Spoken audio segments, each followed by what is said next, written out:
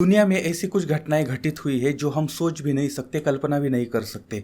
आज हम कुछ ऐसी ही घटना देखने जा रहे हैं। एक जवान लड़की अचानक गायब हो जाती है। बाद में उसका शव मिलता है। लड़की के साथ दुर्व्यवहार किया जाता है। उसका गला उसके ही कपड़ों से घोंट दिया जाता है। उसकी हत्या कर दी जाती है और उसका शव लावारिस फेंक दिया जाता है। पुलिस तलाश करती है उस खूंखार हत्यारे की, लेकिन उसका कोई पता नहीं चलता, सुराग नहीं मिलता। लेकिन इसी तरह दूसरी लड़की गायब हो जाती है, तीसरी लड़की गायब हो जाती है। जिस प्रकार पहली लड़की की हत्या हो गई थी, उसी प्रकार दो लड़कियों की भी हत्या हो जाती है। कुल मिलाकर 3 हत्याएं हो जाती है। पुलिस हिल जाती है, लोग डर जाते हैं, लड़कियां घर से बाहर निकलने के लिए डरती है। अब पुलिस उन हत्यारों की तलाश में थी।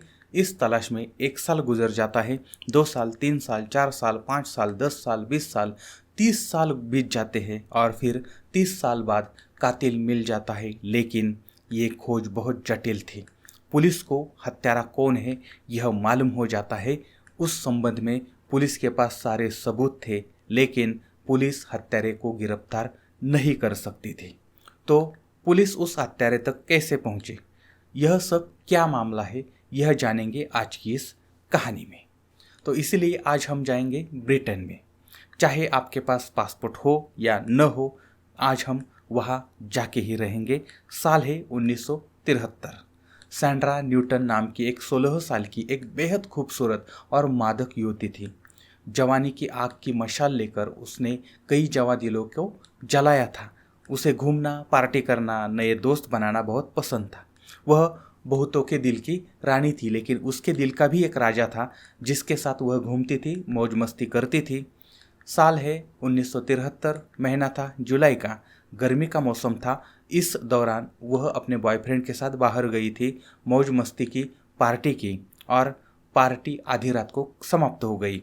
और उसी अवस्था में आप सोचे, जब पार्टी हो जाती है उसके बाद जो अवस्था होती है, उसी अवस्था में सैंड्रा अपने घर के लिए अकेली ही निकल पड़ी।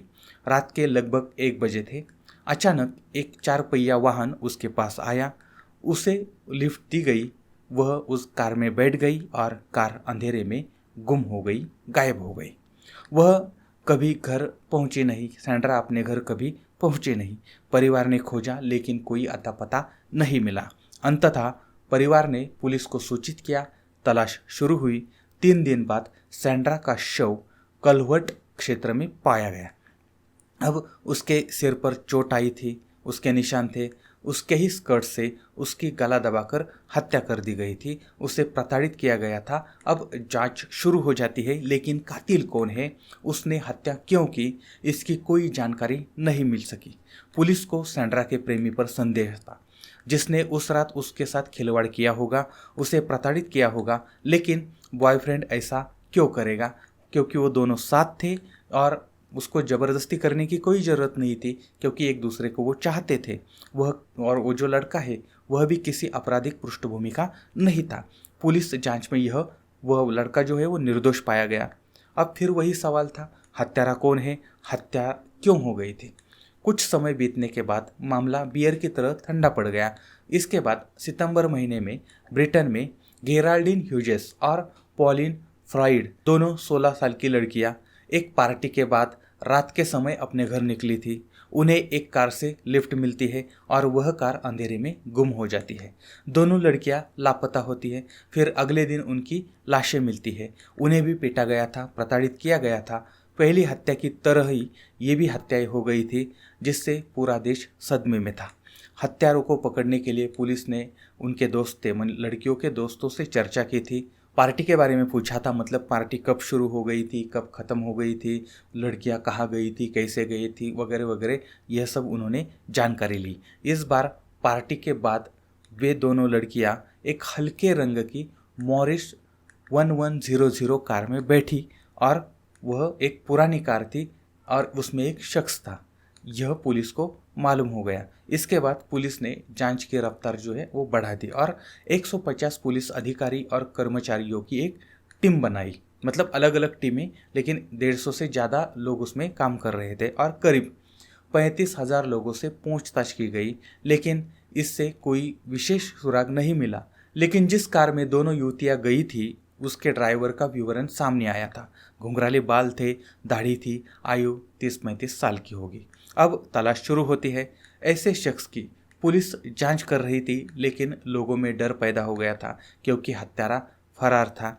कब किसकी हत्या हो जाएगी कुछ भी मालूम नहीं था। युवतियों के मन में खासकर बहुत डर था, जो अपने बॉयफ्रेंड के साथ पढ़ाई के नाम पर घूमती थी, पार्टी करती थी। लड़कियों ने बाहर जाना बंद कर दिया था। इधर पुलिस के पास कुछ जानकारी मिली थी, लेकिन कोई ठोस सबूत नहीं मिला था। पुलिस टीमें काम कर रही थी, रात्रि की गश्त बढ़ा रही थी, संदिग्धों से पूछताछ कर रही थी, अपराधियों का रिकॉर्ड चेक कर रही थी, लेकिन कुछ नहीं मिल रहा था। सैंड्रा, गेराल्डिन और पॉलिन तीनों युवतियों की हत्याएं एक जैसी ही थी। हत्यारा भी एक था, लेकिन फिर भी जांच आगे नहीं बढ़ रही थी। घटना को करीब 30 साल हो गए। दुनिया 20वीं सदी में पहुंच गई। डीएनए परीक्षण की खोज सामने आई। यह तकनीक कई अपराधों को सुलझा सकती थी। पुलिस ने इस तिहरे हत्याकांड का मामला दोबारा खोला। वेल्स पुलिस द्वारा मामले की जांच शुरू हो गई।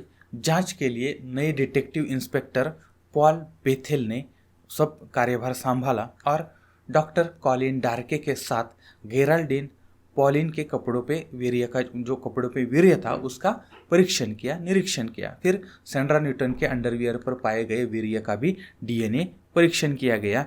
पुलिस को संदेह था कि हो ना हो, लेकिन अपराधी इसी क्षेत्र का होगा, इसलिए उन्होंने वेल्स के हजारों पुरुषों के डीएनए की जांच की। पुलिस ने 35,000 से ज़्यादा डीएनए एकत्र किए और उनका मिलान शुरू हो गया। उस समय यह काम बहुत ही जटिल प्रक्रिया का था। इसमें एक डीएनए 100% उन युवतियों के डीएनए से मेल खाता था। इसका नाम एक उभर कर सामने आया। नाम था पॉल जोसेफ कैपन। अतः ये जो कैपेन है ये एक भोरटा चोर था।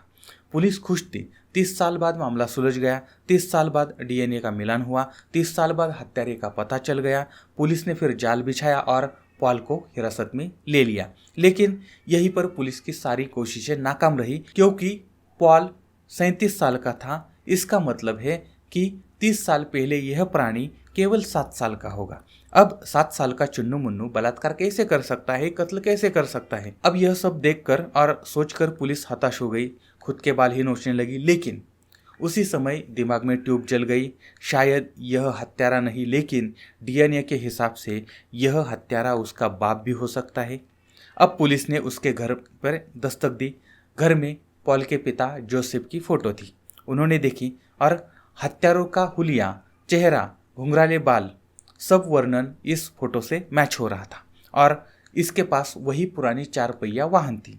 यही हत्यारा लग रहा था। लेकिन पुलिस फिर चौंक गई, क्योंकि जोसेफ की 1990 में फेफड़े के कैंसर से मौत हो गई थी। अब पुलिस को समझ नहीं आ रहा था कि क्या करे, क्योंकि 30 साल पहले हुई हत्या की गुत्थी तो सुलझ गई, लेकिन संदिग्ध की मौत 10 साल पहले ही हो गई थी। मतलब हम पिछले 10 साल से मृत व्यक्ति की तलाश कर रहे थे। खैर कोई बात नहीं, देर से तो सही, लेकिन कातिल का पता चल गया। लेकिन यह कंफर्म करने के लिए पुलिस ने मई 2002 में जोसेफ के दफन शरीर को कब्र से निकाला, उसका डीएनए परीक्षण किया और डीएनए 100% मेल खा गया। 30 साल के इंतजार के बाद पुलिस की मेहनत रंग लाई थी। लेकिन फिर एक और चौंकाने बात सामने आई। 1973 में, मतलब जिस समय हत्याएं हो गई थी, उस समय जोसेफ भी एक संदिग्ध था। चूँकि उसका चेहरा वर्णित हत्यारों से मिलता था, इसीलिए पुलिस उसके घर गई। जोसेफ एक नाइट क्लब बाउंसर और एक बस ड्राइवर था। उस इलाके में वो गैंगस्टर के रूप में भी जाना जाता था। उसकी पत्नी ने 30 साल पहले पूछताछ में अपने पति को बचाया था। उसने पुलिस से झूठ बोला था कि उस समय उसका पति उसके साथ था और हत्या की रात उसकी कार खराब हो गई थी। इससे पुलिस के पास उसके खिलाफ कोई सबूत नहीं रह गया और हत्यारा पुलिस के पंजों से छूट गया।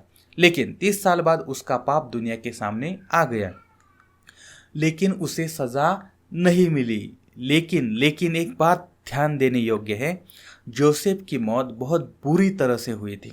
उसे बहुत कष्ट हुआ था। वह चिल्ला चिल्ला कर अपनी मौत की भीख मांग रहा था।